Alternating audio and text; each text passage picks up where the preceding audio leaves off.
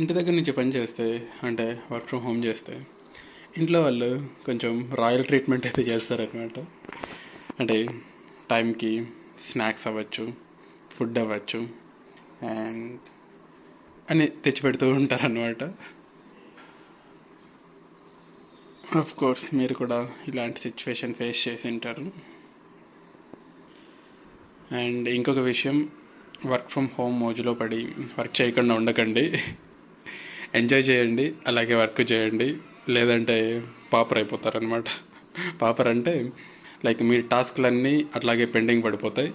So ఎప్పటికప్పుడు at least కొంచెం priority టాస్క్లు అయినా ఎండ్ టు ఎండ్ వర్క్ చేయడానికి అయితే ప్రయత్నించండి అనమాట. ఎందుకంటే that will decides your tomorrow's future. And ఇంకొక suggestion, that to especially if you are new to the like organisation అవ్వచ్చు, లేదంటే న్యూ టు ద ఇండస్ట్రీ అవ్వచ్చు. ఓకే, కొత్తగా జాబ్ వచ్చిందనుకోండి, లేదంటే కొత్తగా స్విచ్ అయ్యారనుకోండి, అప్పుడు వెంటనే వర్క్ ఫ్రమ్ హోమ్ అయితే తీసుకోకండి. ఎందుకంటే మీకు ఎన్విరాన్మెంట్ తెలియాలి. So I suggest to take work from office only. ఒకవేళ పర్మనెంట్ వర్క్ ఫ్రమ్ హోమ్ ఉంటే ఆఫీస్, లేదంటే అలాంటి సిచ్యువేషన్స్లో ఓకే అనొచ్చు. వర్క్ ఫ్రమ్ ఆఫీస్ ఆప్షన్ ఉంది, అండ్ లేదంటే హైబ్రిడ్ మోడ్ ఉంది.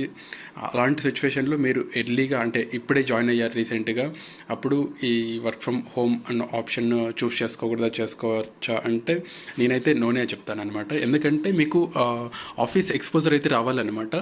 దాని తర్వాత మీరు కొంచెం రిలాక్స్డ్గా ఉండొచ్చు అనమాట.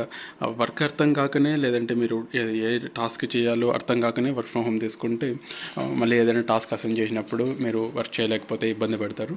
ఏదైనా కొంచెం ఆఫీస్లో ఉంటే ఆ కమ్యూనికేషన్ వేరేగా ఉంటుంది.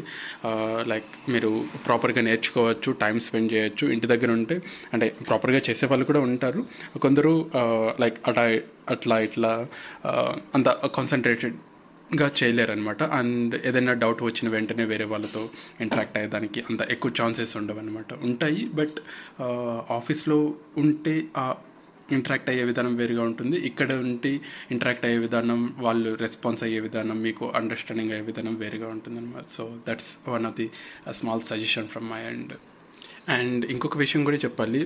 ఎప్పుడైతే మీరు ప్రాజెక్ట్ లైక్ అసైన్ కాకుండా బెంచ్ మీద ఉంటారో, అప్పుడు ఆ టైంని కాస్త యూటిలైజ్ చేసుకోండి.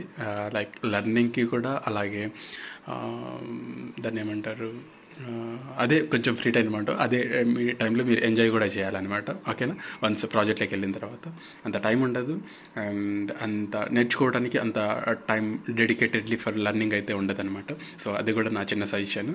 ఇఫ్ యు ఆర్ న్యూ అయితే కన్నా ఇవి ఎవరు చెప్పరనమాట, మీకు మీరే తెలుసుకోవాలి. Okay, once you got experience then you will get to know ఒక కంపెనీ చేంజ్ అయిన తర్వాత అండ్ ఆ టైంలో సిచ్యువేషన్ ఎలా ఉంటుంది. కొన్ని ప్రాజెక్ట్స్ ఎలా ఉంటాయంటే, కొన్ని కంపెనీస్ నువ్వు హైర్ చేసుకునేటప్పుడు డైరెక్ట్గా ప్రాజెక్ట్ బేస్డ్ హైర్ ఉంటుందన్నమాట. డైరెక్ట్గా నువ్వు ఆన్బోర్డ్ అయ్యేది ఆ ప్రాజెక్ట్గా ఆన్బోర్డ్ అయిపోతావు అనమాట. కొన్ని ప్రాజెక్ట్స్ ఎలా ఉంటాయంటే, అంటే కొన్ని కంపెనీస్ జాబ్ వేకెన్సీ ఎలా ఉంటుందంటే, బేస్డ్ అపాన్ దేర్ వేకెన్సీ నిన్ను ఒక దాన్ని ఏమంటారు, ఎక్స్ట్రా క్యాండిడేట్ లాగా తీసుకొని పెట్టుకుంటారు. రీసోర్స్ యూటిలైజ్ అంటే అవసరం ఉంది ఫ్యూచర్లో అనేసి ఆ ఉద్దేశంతో తీసుకొని అయితే పెట్టుకుంటారు అనమాట. సో అలా కూడా డిఫరెంట్ అన్నీ ఉంటాయన్నమాట. ఇంకా కొన్ని అప్కమింగ్ వీడియోస్లో నేను వాటి గురించి డీటెయిల్గా మాట్లాడతాను. ఇది జస్ట్ ఒక ఐడియా వచ్చింది, థాట్ వచ్చింది, అందువల్ల షేర్ చేశాను అంతే. Okay, then see you in next video. Bye. And ఎండలు ఎక్కువగా ఉన్నాయి, సో డ్రింక్స్ అయితే ఎక్కువ తాగండి, అండ్ ఎక్కువ బయట తిరగకండి. అండ్ ఓకే, అంతే, ఇంకేం చెప్పడానికి ఏం లేదు. బాయ్.